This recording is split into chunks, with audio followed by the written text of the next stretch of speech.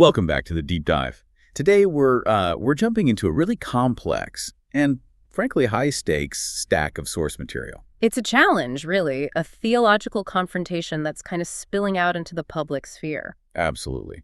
And it's all about defining the very boundaries of religious authority. Our main source is a transcript from a man named Hamid Nasruddin. And he's issuing this fiery public challenge, you could say, to some very prominent religious scholars, the Damullahs, and one in particular, Ali Akbar Damullah, is right in his sights. So the mission for this deep dive is to really get to the heart of the conflict, which is the Quran, the holy book, is it enough on its own? Right. Is it the complete and final source for faith, or do you absolutely need all the additional guidance, the tradition, the scholarly interpretation? And that question, is the Quran enough? I mean, it's not just some academic debate, is it? Not at all. For Nasruddin, the answer to that question determines, well, everything. Who is a true Muslim, who gets to define the rules, and, whether the entire nation can actually move forward. Okay, so let's unpack this, because it all seems to kick off with a pretty major public snub. It does. Nasruddin starts by explaining how he and his circle, a group he calls Quran lovers, tried to set up a formal private debate With these authorities. and they were just shut down immediately. And the reason for the refusal, that itself became the first big issue. Yeah, because the opponents claimed that Nasruddin's group lacked the necessary salahiyat. Salahiyat. What does that mean exactly? It's a critical term. It means competence or qualification. So they were basically saying, you're not worthy of sharing a stage with us. You're not qualified to even have this debate. Wow. That's an incredibly dismissive way to start. You're not even disagreeing on the topic. You're just delegitimizing the person asking the question. It's an institutional power move. And Nasruddin, he reads it not as superiority, but as fear. Okay. He says the scholars are taking themselves away, olub kachioteri. And he thinks it's because of a lack of knowledge or just a lack of courage. He calls it bilimsizlik jasrat kulamagalk. So he's flipping the script on them. He's saying, you're not too knowledgeable to debate me. You're too scared. Exactly. But what's interesting is that Nasruddin then clarifies his own role. He says, look, I personally don't have the iqdari, the ability to debate a scholar like Damullah myself. That's a clever move. It's humble. It's very smart rhetorically. He says, I'm not the intellectual giant here, but then he pivots right back to the Quran. He says his goal isn't to win some debate. It's just to ask questions based only on the Quran and to get answers only from the Quran. He's using the text as the ultimate authority, putting them on the spot. If you claim to be an expert on this book, you should be able to answer questions from it. That's the whole strategy. Forget the centuries of commentary, forget the hierarchy. Let's just go back to the source. Okay, so this is where it really gets, this is the core of the whole thing, right? The actual theological fight. This is it. Nasruddin's core position is that the Quran is his one and only teacher. His ustos. His ustos. He's emphatic. He says, my teacher is the Quran.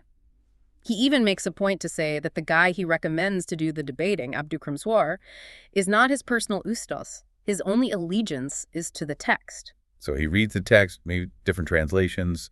He mentions some older and newer ones. And that's it. It's about individual understanding over institutional interpretation. And his argument for this, for sufficiency, is actually pretty simple. He says if you believe in God and you accept the basic rules in the Quran, don't steal, don't commit adultery, don't backbite, then you have to be considered a Muslim.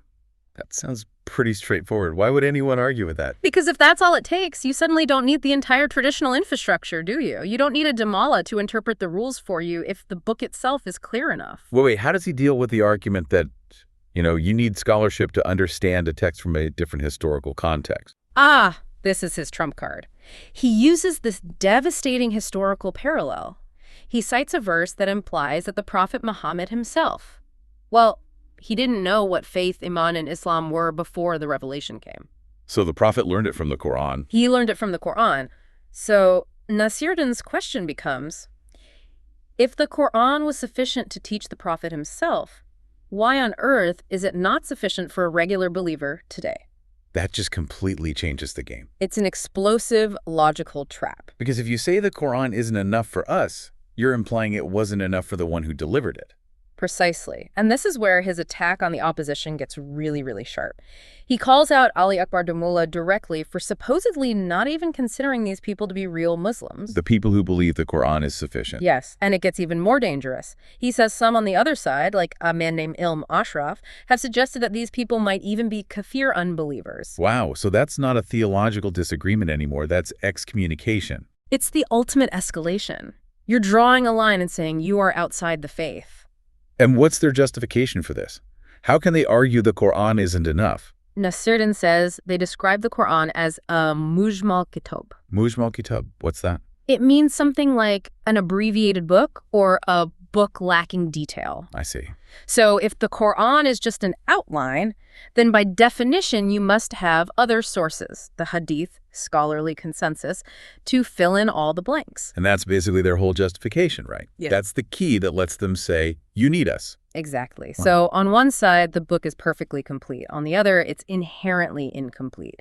And the entire religion hangs on that distinction. So since the private debate was refused, he decides to take it public. All the way public. He starts demanding a media-driven debate where the whole nation can watch and decide for themselves. And he has a champion in mind for his side. Oh, absolutely. He emphatically puts forward Abdukram Zwar to debate Damullah and the others. And why is what? Nasruddin's reasoning is all about intellectual merit. He just says Zwar is better. He says he understands the Quran more deeply, he's better at connecting verses, and he can convey the message more effectively than the established guys. So he's setting up this classic populist scholar versus the old guard establishment. Yeah. Pure textual insight versus rigid tradition. And it's not just Damullah he criticizes. He tells the story about another scholar, Arslan Hidayat, to kind of poke holes in the confidence of the whole system. Okay, what's the story there? So during a talk, Hidayat was asked this hypothetical question.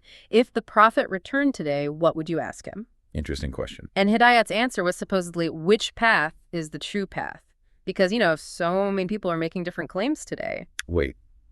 A top religious guide would ask the prophet which way to go? That's exactly how Nasruddin uses it. He jumps all over that. He says, look, if the people who are supposed to be our guides are so confused they need the prophet to come back and give them directions, then what business do they have leading anyone? That is a devastating critique. It suggests a total lack of confidence at the highest levels. It's an admission of failure. Nasruddin says a better question would have been, how do you view the religion we are teaching based on the message you brought? Right. Put the focus back on their own accountability. He's demanding certainty. Don't ask the prophet for the map. Justify the route you're already taking. So to make this all official, he doesn't just talk about it. He actually puts out a list. A very specific list. Yeah. No ambiguity. He names Ali Akbar Damullah, Muhammad Yusuf, Abdurrahman Jamal, Ilm Ashraf, and Qasim Qari.